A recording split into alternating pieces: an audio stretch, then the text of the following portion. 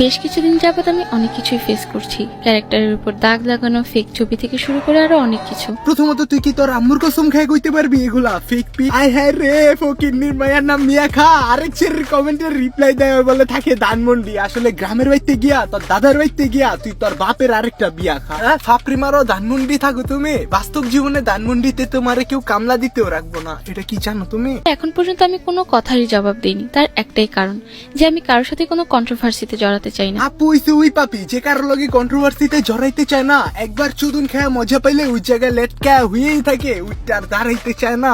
তার মানে এই না যে আমি কিছুই জানি না, আমি সবই জানি, ঠিক কারা কারা এসবের পেছনে রয়েছে। আর সব থেকে কষ্টকর ব্যাপার হচ্ছে এর মধ্যে অধিকাংশই আমার গিল্ডের মেয়ে রয়েছে।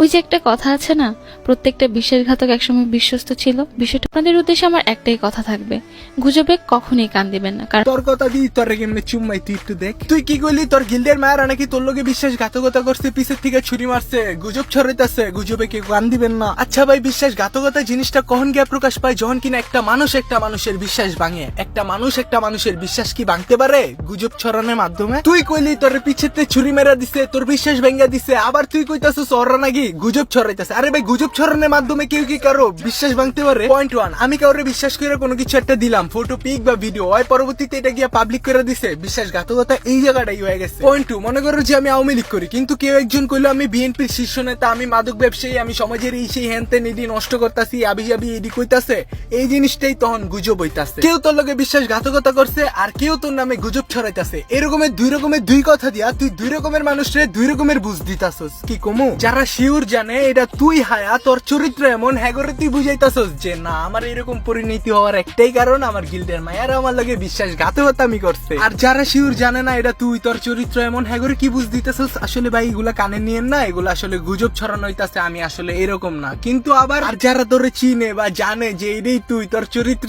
এমন, এগরে তুই বুঝাইতাছস যে আসলে ভাই আমার লগে বিশ্বাসঘাতকতা আমি হইছে, এইসব কারণে আমার এই পরিণতি। হন মানুষকে বলদ বানাই না, আর ফাঁচু কি চালাকি এটি আমার সামনে করবি না।